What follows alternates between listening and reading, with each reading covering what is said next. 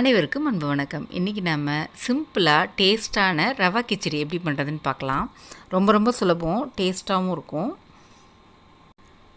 ரவா கிச்சடி சாஃப்டாக இந்த மாதிரி ஒட்டாமல் எப்படி செய்கிறது அப்படின்னு பார்க்கலாம். இப்போ நான் செய்கிற மாதிரி இதே மெத்தடில் செஞ்சு பாருங்கள், ரொம்ப டேஸ்ட்டாக இருக்கும். பிடிக்காதவங்க கூட விரும்பி சாப்பிடுவாங்க. இப்போ எப்படி செய்கிறதுன்னு பார்க்கலாம். முதல்ல ரவை எடுத்துக்கலாம். வறுத்த ரவை, வறுக்காத ரவை எது வேணால் எடுத்துக்கலாம். இது வந்து 250 கிராம் அளவுள்ள ஒரு டம்ளர், அதால் 2 டம்ளர் அளவுக்கு எடுத்துக்க போகிறேன். இது வந்து நல்லா வறுத்துக்கலாம். அடுப்பை மீடியம் ஃப்ளேமில் வச்சு ஒரு 7-8 நிமிஷம் நல்லா வறுத்துக்கணும். இப்போ நான் செய்கிற அளவு வந்து ஒரு 6 பேர் நல்லா சாப்பிட்லாம்.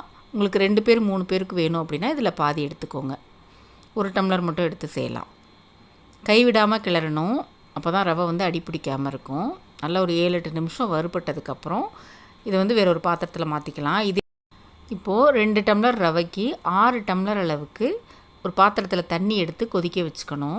இது ஒரு பக்கம் கொதிக்கட்டும். இப்போ நம்ம தாளிச்சிக்கலாம். ஒரு கடாயில் 1 டேபிள் ஸ்பூன் அளவுக்கு எண்ணெய் விட்டுக்கணும். எண்ணெய் சூடானதும் 1/2 டீஸ்பூன் கடுகு நல்லா பொரிஞ்சதும் 1/2 டீஸ்பூன் அளவுக்கு உளுத்தம்பருப்பு, ஒரு பெரிய வெங்காயத்தை சின்னதாக நறுக்கி வச்சுருக்கேன், சேர்த்துக்கலாம்.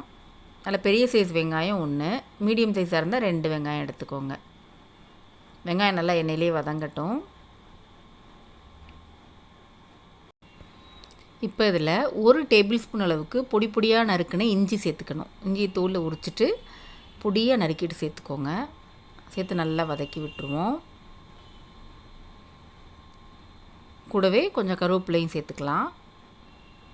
அதோட காரத்துக்கு 6 பச்சை மிளகா, இந்த அளவு ரவைக்கு 6 பச்சை மிளகா சரியாக இருக்கும். சேர்த்து நல்லா வதக்கிடுவோம். முந்திரி பருப்பு ஒரு 10-15 சேர்த்து வதக்கிக்கோங்க. முந்திரி பருப்பு ஆப்ஷனல் தான், சேர்த்து வதக்கினா நல்லா டேஸ்ட்டாக இருக்கும், இல்லைன்னா விட்டுடலாம். வெங்காயம் லேசாக கலர் மாற ஆரம்பிக்குது. இந்த டைமில் ஒரு தக்காளி, பெரிய சைஸில் ஒரு தக்காளியை சின்னதாக நறுக்கிட்டு சேர்த்துக்கோங்க. கூடவே ஒரு 10 பீன்ஸு, ஒரு கேரட் சின்னதாக நறுக்கிட்டு சேர்த்து வதக்கிக்கணும். எல்லாத்தையும் நல்லா எண்ணெயிலே வதக்கிக்கோங்க. ஒரு 2-3 நிமிஷம் நல்லா வதங்கினதுக்கப்புறம் நம்ம வறுத்து வச்சுருந்தோம்ல ரவை, அதையும் சேர்த்து எண்ணெயோடு சேர்த்து கிளறி விடணும். அப்போ தான் நல்லா டேஸ்ட்டாக இருக்கும். அடுப்பை வந்து மீடியம் ஃப்ளேமில் வச்சு ஒரு நிமிஷம் நல்லா ரவையை எண்ணெயிலே சேர்த்து வதக்கிடுங்க.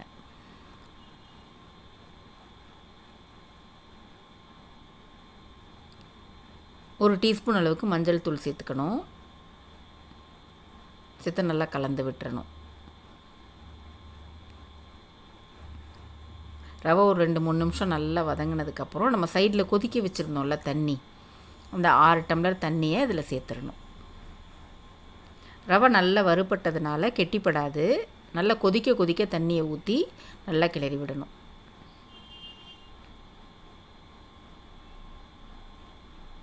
பாருங்கள், கெட்டிப்படாது. நல்ல ரவை வறுபட்டுருச்சுன்னா கெட்டிப்படாது.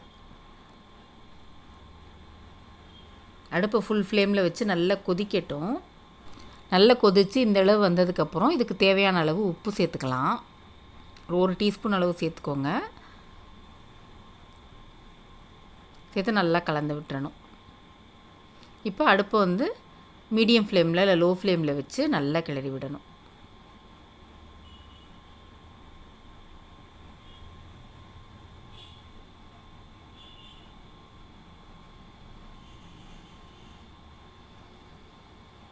இப்போ இதில் இன்னொரு 1 டேபிள் ஸ்பூன் அளவுக்கு எண்ணெய் விட்டுக்கணும். எண்ணெய் நிறைய விட்டால் கிச்சடி நல்லா டேஸ்ட்டாக இருக்கும். நான் வந்து அவ்வளோ எண்ணெய் சேர்க்கலை. 2 அல்லது 3 டேபிள் ஸ்பூன் மொத்தத்துலேயும் சேர்த்து விடுங்க, நல்லா டேஸ்ட்டாக இருக்கும். அடுப்பு லோ ஃப்ளேமில் வச்சு மூடி போட்டு ஒரு 5 நிமிஷம் நல்லா வேகணும். அப்போ தான் ரவை சாஃப்டாக வேகும். 5 நிமிஷம் ஆயிடுச்சு. பாருங்கள், நல்லா பூ மாதிரி வெந்திருக்கும். நல்லா கிளறி விடுங்க. உப்பு போதுமான்னு பார்த்துட்டு பத்தலைன்னா இந்த டைமில் போட்டு கிளறிக்கலாம்.